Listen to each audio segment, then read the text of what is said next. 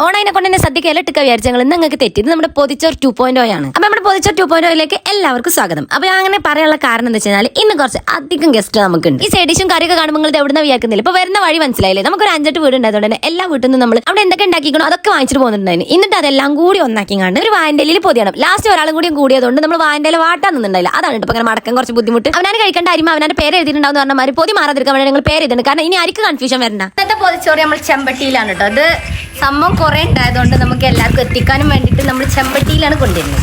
ചോറ് ഉണ്ടാക്കുന്ന പ്ലാൻ ഒന്നും ഞങ്ങൾക്ക് 12 മണിക്ക് ഉണ്ടാക്കി സ്റ്റാർട്ട് ചെയ്ത് 1 മണിക്കാണ്. അതുകൊണ്ട് തന്നെ കഴിച്ച് തുടങ്ങാൻ ഏകദേശം 2 മണി 2:30 ഒക്കെ ആയിട്ടുണ്ടായിരുന്നു. അതുകൊണ്ട് തന്നെ എല്ലാവർക്കും നല്ല വിശപ്പിന്റെ വിളി എത്തിയിട്ടുണ്ടായിരുന്നു.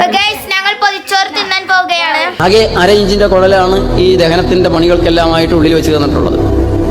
30 ഇഞ്ചിന്റെ കുഴലുണ്ടെങ്കിൽ പോലും കൈകാര്യം ചെയ്യാൻ പറ്റാത്ത തീറ്റയാണ് ഓരോരുത്തരും തിന്നണത്. എങ്ങനെ കഴിക്കാതിരിക്കുക, എല്ലാ കൂട്ടനും കൂടി മിക്സ് ആയപ്പോ ഒരു 1.5 ടേസ്റ്റ്. എന്താണ് പറയാനുള്ളത്?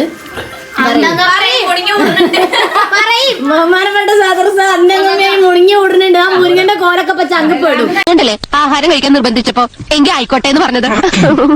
എന്തേ മതിയാക്കിയോ? ഞാൻ വളരെ കുറച്ചേ കഴിക്കാറില്ലേ. അത് കണ്ടപ്പോഴേ തോന്നി ഡയറ്റ് കൺട്രോൾ ചെയ്യുന്ന കൂട്ടത്തിലാണ് അല്ലേ? അത് നിങ്ങൾക്ക് തോന്നിയില്ലേ? അപ്പൊ ഓക്കെ, ബൈ.